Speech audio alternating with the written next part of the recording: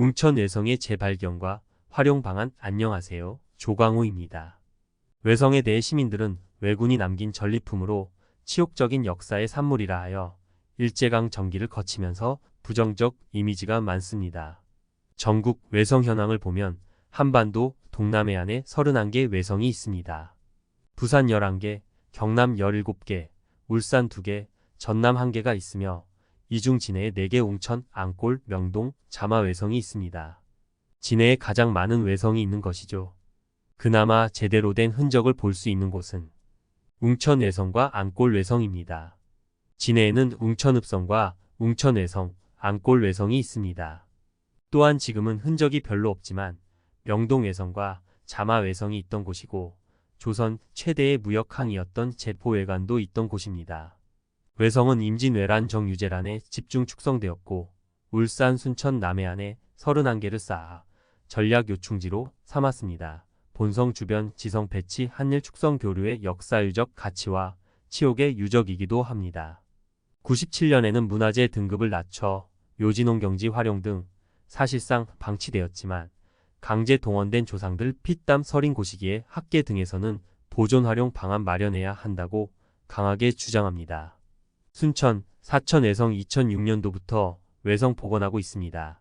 사천 외성은 잘못된 복원이란 평가가 있으며 부산도 2010년대부터 외성 정비 부산 증산 외성은 증산공원으로 정비하고 있습니다. 순천은 302억 원 예산 확보 사업을 통해 외성 복원을 통한 평화공원 사업을 추진하는 상황입니다.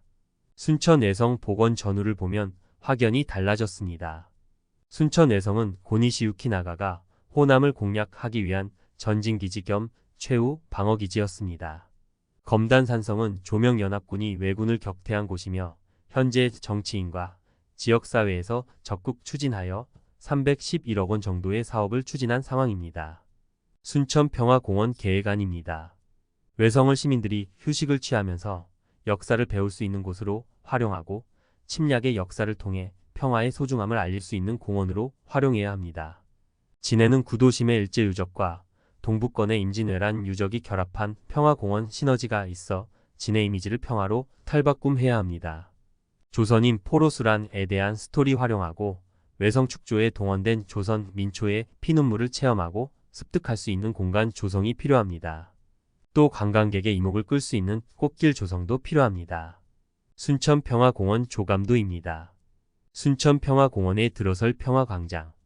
현재 논란이 되고 있는 조선, 명, 외장 장군 동상입니다. 웅천, 웅동이 평화공원 최적지인 이유는 순천보다 더 많은 외성 및 조선시대 사료가 있습니다. 또한 진해신항이 통일 후 철로의 출발점이란 점에서 평화 중요성을 의미합니다. 진해를 해군, 벚꽃도시 등 구도심 진해의 이미지에서 벗어나 평화 동시로의 이미지 전환이 필요한 시기입니다. 순천은 전쟁 영웅 중심이지만 진해는 조선 민중의 전쟁으로 인한 상흔 및 희생 등을 체험하고 공감하는 곳으로 발전시켜야 합니다. 진해의 평화공원은 철저히 조선 민중을 주인공으로 만들어야 합니다. 제포외관터가 2019년 3월 도로 공사 중 발견되어 유물 및 유적 등의 발굴로 인해 보존 불가피하여 현재 도로 공사 중단된 상태입니다. 외성이 있는 남산에 위치했기 때문에 시너지 효과를 극대화할 수 있습니다. 연포는 현대자동차 부지이고 제포는 조선이 외인에게 제공한 무역항입니다. 제포진 고지도입니다. 매립전 제덕과 웅동 모습입니다. 조선 제포외관 외인 거주 현황입니다. 제포외관 유적 및 유물입니다. 웅천 외성 등의 현황 지도입니다. 일본인들은 외성에 많은 관심을 기울이고 있습니다. 한국과는 접근하는 태도가 다른 것 같습니다. 웅천 외성 입구 주차장이 협소하고 정비도 불량하여 이곳이 외성으로 향한 곳인지 알기도 어려우며 입구를 보면 다시 와보고 싶다는 생각이 들지 않을 정도로 방치되어 있습니다. 입구에서 올라오는 길이 포장은 됐지만 미관상 좋지 않습니다.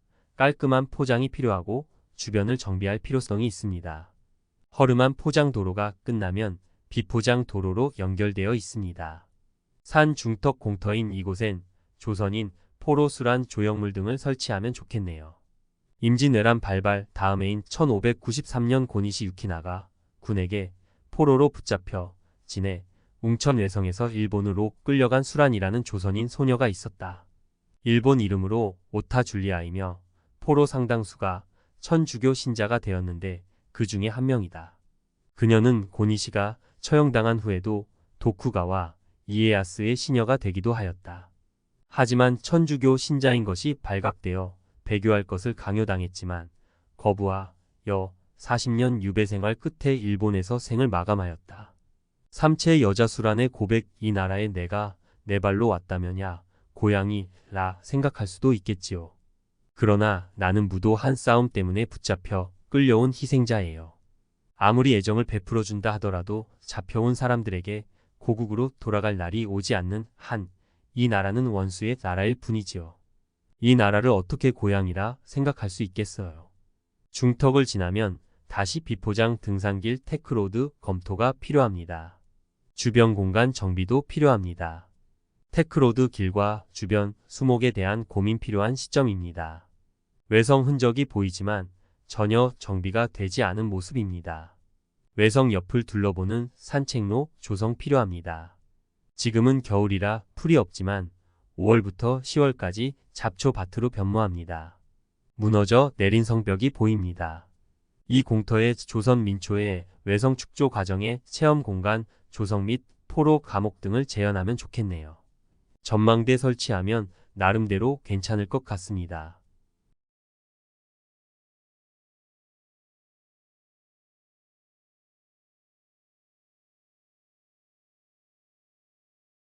표지석이나 안내판 등 정비가 필요합니다.